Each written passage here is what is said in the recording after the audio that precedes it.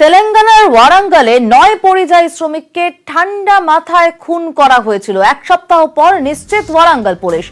গত বৃহস্পতিবার ওয়ারাঙ্গল জেলার গোরেরকুন্টা শিল্পাঞ্চলের পাশে একটি পরিত্যক্ত কুয়ো থেকে প্রথমে 4 জনের মৃতদেহ উদ্ধার করে পুলিশ। পরে আরো 4 জনের দেহ মেলে। তাদের মধ্যে 6 জন পশ্চিমবঙ্গের বাসিন্দা, বাকিরা বিহার ও ত্রিপুরার।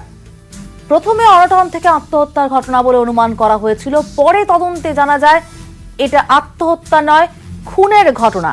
এবং এই ঘটনার নেপথ্যে বিহারের সঞ্জয় কুমার যাদব।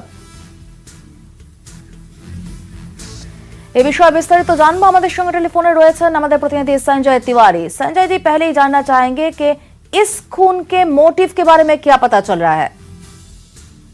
दरअसल एक हत्या के, एक मर्डर के जो ऑफेंस था, क्राइम था, उसको छुपाने के नियत से इस आदमी ने, आरोपी ने 9 लोगों की और हत्या कर दी। यानी कुल मिला के 10 लोगों की हत्या का आरोपी जो है वो पकड़ा गया है। दरअसल वारंगल में एक कुएं के अंदर से 9 लाशें बरामद हुई थी और पुलिस जो है वो ये कंफ्यूजन में थी कि ये मामला जो है खुदकुशी का है या फिर हत्या का है। और फिर सीसीटीवी फुटेज के द्वारा पुलिस को एक आदमी, संदिग्ध व्यक्ति नजर आया। जब उससे पूछताछ की तो पता चला कि उसने जो है वो 9 लोगों की हत्या की। पहले नींद की गोलियां उनको खिलाई और उसके बाद जब वो लोग सो गए गहरी नींद में, तो वहाँ पास में ही मौजूद एक कुएं में 9 लोगों को जिंदा फेंक दिया, जिससे उनकी मौत हो गई। लेकिन इस 9 लोगों की हत्या के कारण क्या था, वजह क्या था?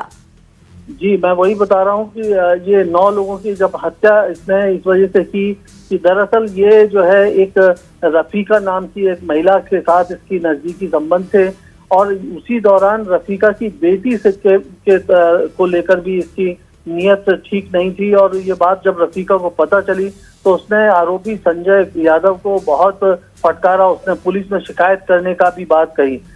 इस बात से वो घबरा गया और उसने कहा कि ठीक है, उस बेटी की शादी कहीं पर कर देंगे और इसके लिए लड़का को अच्छा रिश्ता देखने के लिए पश्चिम बंगाल चलते हैं। तो ये लोग वारंगल से ट्रेन में बैठ के रफीका और संजय दोनों पश्चिम बंगाल के निकले। ये 3 मार्च की घटना है और रास्ते में उसने नींद की गोलियां खिला के और बाद में रफीका का गला घोंट दिया और उसको चलती ट्रेन से फेंक दिया। तो रफीका की मौत हो गई। जब रफीका की बहन को इस बात को लेकर शक हुआ कि उसकी बहन जो है वो शायद इस दुनिया में नहीं है, संजय ने उसके साथ कोई हादसा कर दिया है, इस बात को लेकर जब उसकी बहन ने दबाव डाला तो फिर इस आरोपी ने तय किया कि वो अब रफीका की बहन और उसके हस्बैंड, उसके बेटे, यानी उस पूरे परिवार को ही खत्म कर देगा, जिसको शक है कि उसने जब रफीका की हत्या हुई थी, क्या उस समय कोई तहकीकात नहीं हुआ था? माफ कीजिएगा, मैं सवाल एक बार जब रफीका की हत्या हुई थी तब उस समय कोई तहकीकात नहीं हुआ था क्या? दरअसल ये तेलंगाना के वारंगल से ये लोग ट्रेन में सवार हुए थे गरीब रथ एक्सप्रेस में, और आंध्र प्रदेश में एक ताड़ेपल्लीगुड़म रेलवे स्टेशन है, उसके एरिया में इसको मार के और उसको शव को इसने फेंक दिया था। ताड़ेपल्लीगुड़म पुलिस स्टेशन में ये केस दर्ज है और पुलिस इन्वेस्टिगेशन कर रही है। अभी तक पुलिस को उस शव का किस्सा है ये शिनाख्त नहीं हो पाई थी और पुलिस के अंतर्गत वो पुलिस थाने में ताड़ेपल्लीगुड़म में केस दर्ज है। अभी जब वारंगल में ये पूरे मामले का खुलासा हुआ तो फिर पुलिस ने तस्दीक की और पता चला कि हाँ, ये बात सच है। एक अज्ञात महिला का शव जो है वो 3 मार्च को वहाँ बरामद हुआ था और वो फिर उसके बाद पूरे घटना के तार जुड़ गए। तो इस तरह से ये जो बिहार के रहने वाले संजय कुमार यादव ने अपने एक पहले अपराध को छुपाने की नियत से बाकी 9 लोगों की हत्या की। कुल 10 हत्या का आरोपी है। एक ही अकेले व्यक्ति ने ये 10 लोगों को मार डाला। इस जघन्य अपराध को करने वाले व्यक्ति को पुलिस ने हिरासत में ले लिया है। एक बार फिर से आपसे जानना चाहेंगे कि जिन 9 लोगों की मौत हो गई तेलंगाना में, वारंगल में, उन 9 लोगों को मारने के लिए संजय ने क्या रास्ता लिया था?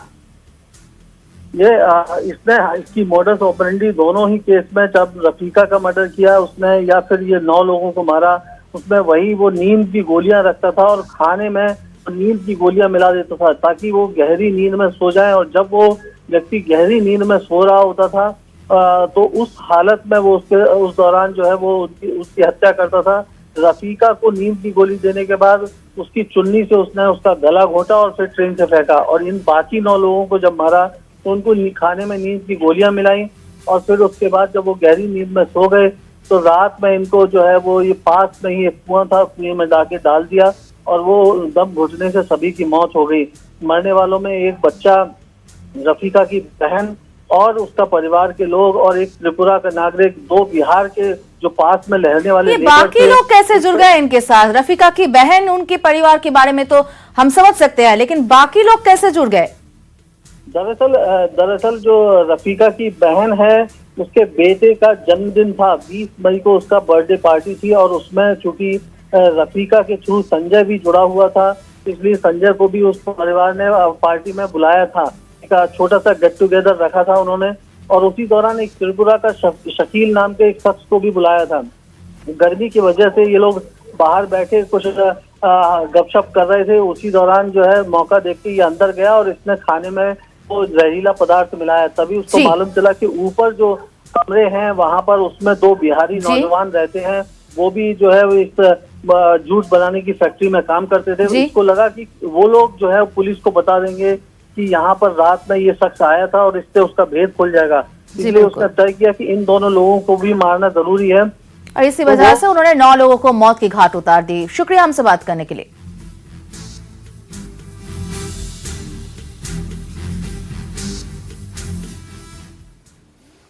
এবার নজর রাখবো করোনার খবরে। মুর্শিদাবাদে চিন্তা বাড়াচ্ছে করোনা। সোমবার পর্যন্ত মুর্শিদাবাদে করোনা আক্রান্ত 48, এদের মধ্যে 40 জনই পরিযায়ী শ্রমিক। তাহলে কি ভিন রাজ্য ফেরতদের থেকেই সংক্রমণ ছড়াচ্ছে?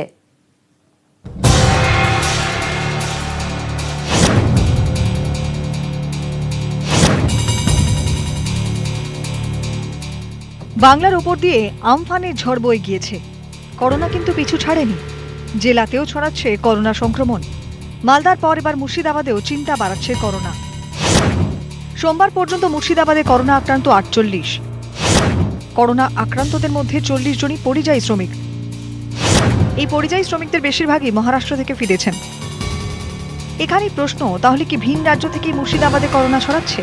অভিযোগ, ভরতপুর, বড়োয়া, নবগ্রাম, সাগরদিঘিতে ফিরছেন পরিযায়ী শ্রমিকরা আর ফেরার পর যেখানে সেখানে ঘুরছেন। অনেকেরই স্বাস্থ্য পরীক্ষা না হওয়ারও অভিযোগ উঠছে। আমরা অনেকটা আতঙ্কতে আছি। সরকারের কাছে একটাই আবেদন করতে চাই যে বাইরে থেকে যেসব শ্রমিক আসছে তাদেরকে কোয়ারেন্টাইনে রাখার আবেদন করছি, তাদেরকে ভালো করে চিকিৎসা করা হয়। ছেলে যখন এইরকম একটা মারাত্মক ব্যাধিতে আক্রান্ত হয়ে গেল, এই অবস্থাতে আজকে গোটা মুনিয়াডি গ্রাম একেবারে থমথমে অবস্থার মধ্যে আছে, কেউ ঘর থেকে বেরোতে পারছে না। বহরমপুরে মাতৃসদন হাসপাতালটিকে কোভিড হাসপাতাল করা হয়। বহরমপুরে কোভিড হাসপাতালে আগে 60টি বেড ছিল, এখন বহরমপুরে কোভিড হাসপাতালে বেড সংখ্যা বাড়িয়ে 100 করা হয়েছে। স্বাস্থ্যকর্মীতে এসে এদেরকে তুলে নিয়ে গেছে আর আমরা এই অবস্থাতে খুব ভয়াবহ আতঙ্কের মধ্যে আছি। মুর্শিদাবাদে ফিরে আসা পরিযায়ী শ্রমিকদের সরকারিভাবে কোয়ারেন্টিনে রাখার দাবি উঠছে বারবার।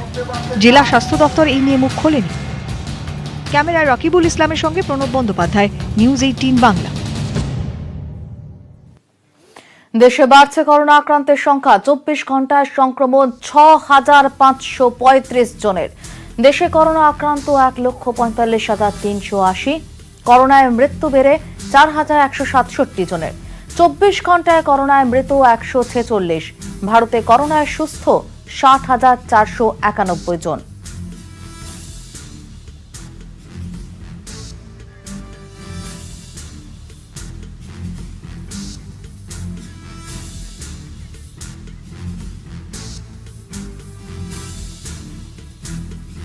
চব্বিশ ঘন্টায় করোনায় মৃত 146।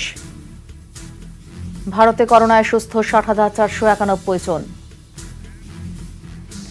হাইড্রক্সিক্লোরোকুইনে আপত্তি। কোভিড-19 মোকাবিলায় হাইড্রক্সিক্লোরোকুইনের ক্লিনিক্যাল ট্রায়াল আপাতত বন্ধ রাখার সিদ্ধান্ত নিল বিশ্ব স্বাস্থ্য সংস্থা।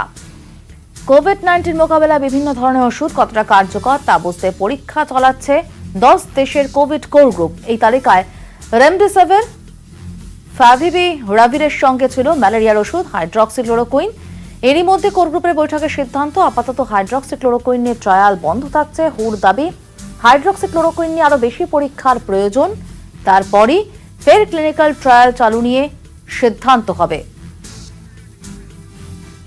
আমরা এ বিষয়ে বিস্তারিত জানবো আমাদের প্রতিনিধি সোমনাথ ভট্টাচার্যের কাছ থেকে। সোমনাথ, কেন এখন হাইড্রক্সিক্লোরোকুইনের না হুর?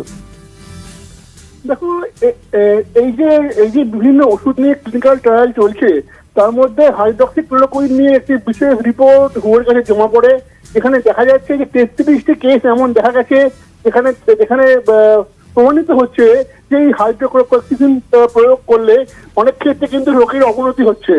এই রিপোর্ট জমা পড়ার পর হু এটাকে নিয়ে বিশ্লেষণ করে, বিভিন্ন বিশেষজ্ঞদের মতামত নেয় এবং তারপরে কোর গ্রুপ যে তৈরি হয়েছে তারা সিদ্ধান্ত এসেছে যে আপাতত এই হাইড্রোক্লোরোকুইন কোনোভাবেই কোভিড-19 এর চিকিৎসায় ব্যবহার করা যাবে না এবং এটার জন্য যে ক্লিনিক্যাল ট্রায়াল চলছে সেটা স্থগিত থাকছে। আরো পরীক্ষা চলবে এবং পরবর্তীকালে এই বিষয়ে সিদ্ধান্ত নেওয়া হবে যে আদৌ এই ওষুধ কোভিড-19 এর চিকিৎসায় ব্যবহার করা যাবে কিনা বা এই নিয়ে ক্লিনিক্যাল ট্রায়াল চালানো হবে কিনা। ধন্যবাদ সোমনাথ। এই মুহূর্তে আমাদের সঙ্গে টেলিফোন লাইনে রয়েছেন বিশিষ্ট চিকিৎসক দীপ্তেন্দ্র সরকার। ডক্টর সরকার, হাইড্রক্সিক্লোরোকুইনে এখন ক্লিনিক্যাল ট্রায়াল বন্ধ করতে বলল হু, এই বিষয়টাকে যদি একটু ব্যাখ্যা করেন, কেন বলা হলো বন্ধ করতে? না, হু যার ভিত্তিতে বলেছে সেটা হচ্ছে যে সাইড এফেক্ট প্রোফাইলটা বেশি, তার মধ্যে কার্ডিওটক্সিসিটি 1.8%, রেটিনোপ্যাথি ওরকম 2% মতো, এই কারণে বলেছে। তবে এর মধ্যেও হু যেগুলো বলে তার সাথে আমরা সবসময় যে সেই পথেই চলতে হবে এরকম কোনো কথা নেই। কারণ all India institute of medical সায়েন্সে এই কোভিড চলাকালীন একটা ট্রায়াল করেছে এবং তাতে 350 ওপর হেলথ কেয়ার ভলেন্টিয়ারের ওপর ট্রায়াল দিয়ে দেখা গেছে যে প্রোফাইল্যাকটিক হিসেবে যারা এই ওষুধটা খেয়েছেন তাদের মধ্যে কোভিডের সম্ভাবনা কম। সুতরাং হু যেটাকে এক কথায় না বলে দিচ্ছে সেইকে আমি এক্ষুনি সঙ্গে মেনে নিতে নারাজ। দ্বিতীয় কথা হচ্ছে হু পার্সপেক্টিভে বলছে, অর্থাৎ বিশ্বের উন্নত দেশগুলোতে এতে কি হতে পারে। ভারতবর্ষে যেখানে আশা ওয়ার্কাররা গ্রামে গ্রামে গিয়ে ম্যালেরিয়ার জন্য ক্লোরোকুইন দিয়ে আসে, যেখানে অজস্র পেশেন্ট ক্লোরোকুইন খেয়ে রিউমাটোলজিক্যাল কন্ডিশনের জন্য, তাদের ক্ষেত্রে যখন ডিসপ্রপোর্শনেটলি হাই সাইড এফেক্ট পাওয়া যায়নি, সুতরাং এক্ষুনি যেটা হু বলছে তার পরিপ্রেক্ষিতে ভারতবর্ষ হয়তো মানতে বাধ্য হতে পারে, কিন্তু আমি এটাকে এক্ষুনি উড়িয়ে দেওয়াতে বিশ্বাসী নই। ভারতবর্ষকে নিজের মতো করে ট্রায়াল করে এস্টাবলিশ করতে, কারণ এটা ভারতবর্ষের ওষুধ এবং ভারতবাসী এত বছর ধরে ইউজ করে এতে প্রচুর উপকার পেয়েছে। আপনিও হয়তো খেয়েছেন, আমিও হয়তো খেয়েছি ক্লোরোকুইন, কই আমাদের কারোর তো কার্ডিওটক্সিসিটি নেই। আমরাও যদি হুয়ের কথা মানতে বাধ্য হতে হয় হাইড্রক্সিক্লোরোকুইন ব্যবহার না করি, তার কতটা প্রভাব পড়বে, কতটা চিকিৎসা ব্যবস্থার উপরে চাপ পড়তে পারে এই করোনা কালে? দেখুন, আমার বক্তব্য হচ্ছে হু হঠাৎ করে যখন এই বক্তব্যটা রাখলো, এর মধ্যে যেরকম একটা হয়তো বিজ্ঞানের ভিত্তি থাকতে পারে, কিন্তু সলিডারিটি ট্রায়াল হু যেটা ব্যবহার করছে হাইড্রক্সিক্লোরোকুইন কোভিড এর ওপরে, সেই ট্রায়ালটা এখনো কনক্লুসিভ এভিডেন্সই আসেনি। তার আগে হু হঠাৎ করে কিভাবে বলে দিল যে এই ট্রায়ালটা বন্ধ করে দিন?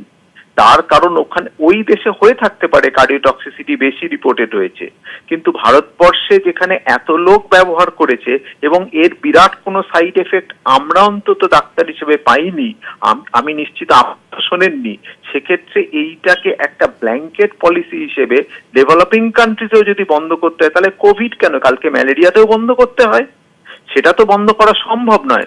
সুতরাং আমার মধ্যে এর মধ্যে বিজ্ঞান ছাড়াও অন্য কোনো ছোট ছোট সন্দেহের অবকাশ কিন্তু থেকে যাচ্ছে। তবে হু বললে আমরা হু এর মধ্যে পড়ি, সুতরাং আমরা হু এর সদস্য দেশ হিসেবে মানতে বাধ্য। কিন্তু আমরা এর আগে দেখেছি প্রচুর ভারতীয় ওষুধ কিন্তু ইন্টারন্যাশনাল পলিটিক্যাল ব্যান্ড হয়েছে, সুতরাং এটা আমাদের মাথায় রাখতে হবে, আমাদের নিজস্ব ট্রায়াল দিয়ে আবার উঠে দাঁড়াতেই হবে। ধন্যবাদ ডক্টর সরকার। আমরা শুনে নেব হু এর ডিরেক্টর কি বলছেন। The Lancet has now published an observational study on hydroxychloroquine and chloroquine and its effects on COVID-19 patients that have been hospitalized. The authors reported that among patients receiving the drug, when used alone or with a macrolide, they estimated a higher mortality rate. The executive group has implemented a temporary pause of the hydroxychloroquine arm within the Solidarity trial.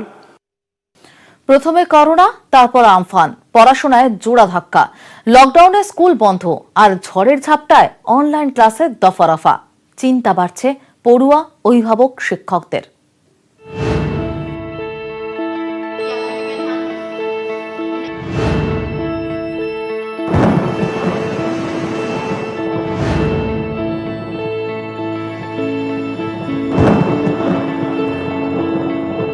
তেইশে March থেকে দেশে lockdown চলছে।